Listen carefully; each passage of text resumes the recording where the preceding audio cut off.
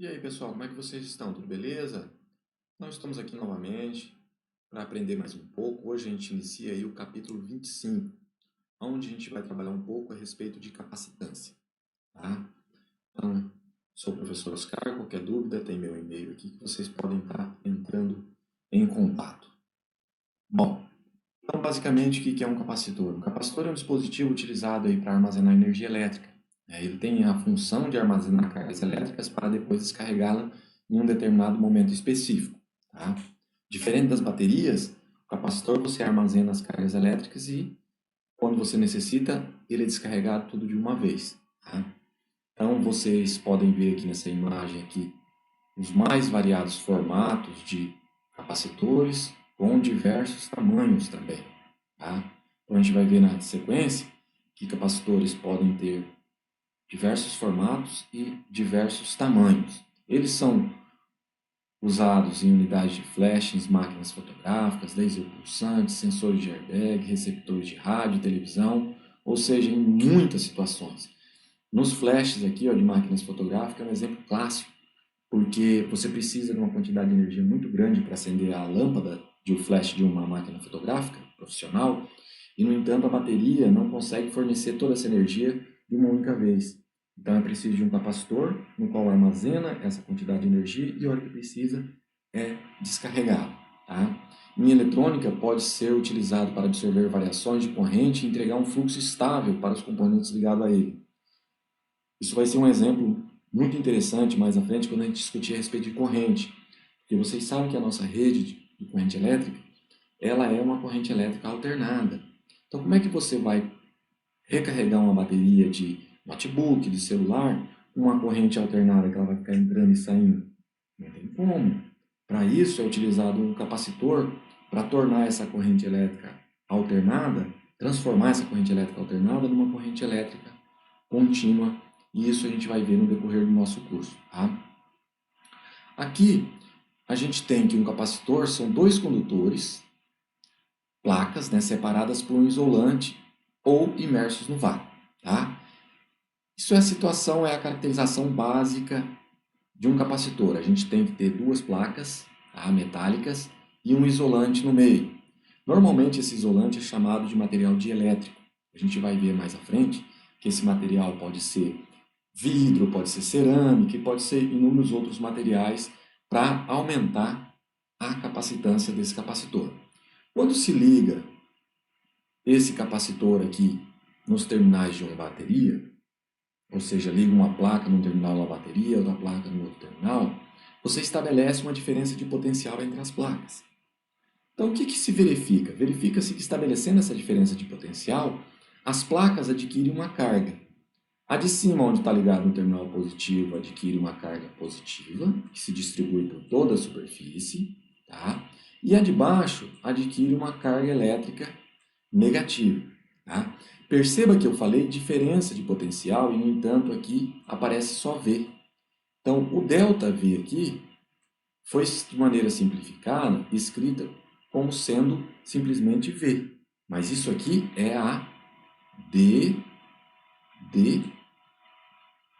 ou seja, diferença de potencial aplicada. Tá?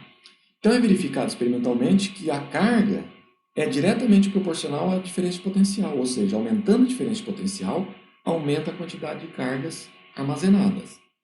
Tá? Só que existe uma constante de proporcionalidade.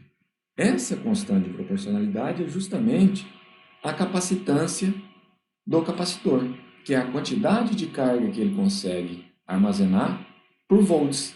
E essa capacitância é constante para um determinado capacitor, que a gente vai ver que vai depender do formato e do tamanho dele.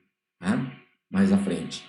A unidade de capacitância no sistema internacional é o Farad, em homenagem aí ao Michael Faraday, que foi um grande químico e físico, tá? Que deu inúmeras contribuições na área de química e na área de física.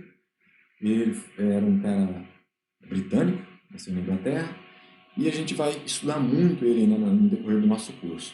E a unidade de 1 farad é escrito como 1 coulomb por volt, onde 1 farad então, é igual a 1 coulomb por volt. A gente vai ver muito a unidade para frente como microfarad, tá? Nanofarad, que é 10 a menos 9, micro 10 a menos 6. Por quê? Porque 1 coulomb por volt é uma quantidade de carga muito grande, a gente já discutiu isso. Então, por isso que normalmente os valores vão vir em função dos prefixos micro e nano. Tá? Dando continuidade, a gente tem aqui um exemplo de como ligar as placas do capacitor, né, a uma bateria. Perceba que o terminal positivo está ligado a uma placa e o terminal negativo está ligado a outra placa. E aqui uma chave S que nesse instante está aberta. No momento que você fecha o terminal aqui, a chave, esse terminal vai fazer com que os elétrons dessa placa aqui migrem para esse terminal, venham para cá. Consequência, esse terminal negativo, ele vai mandar elétrons para cá, porque aqui vai ficar carregado positivamente. Então, vai atrair elétrons para essa placa. Então, uma placa adquire carga negativa e a outra placa adquire carga positiva. Só que, quando a gente fala em carga do capacitor, a gente está pegando em módulo a carga de uma das placas. Tá? Só que esse desenho vocês só vão ver agora. A gente não vai usar. Desenhar uma bateria desse jeito, desenhar placas desse jeito e desenhar a chave desse jeito. A gente vai usar esse modelo simplificado para um circuito. Tá? Esse circuito ele é composto por uma bateria, vai ser sempre representado por uma chavinha assim, né? Negativa menor e a positiva maior. E o capacitor, independente do formato, ele vai ser representado assim, com duas placas paralelas. Então, quando fechar esse sistema, novamente vai vir cargas por aqui, deslocar para cá.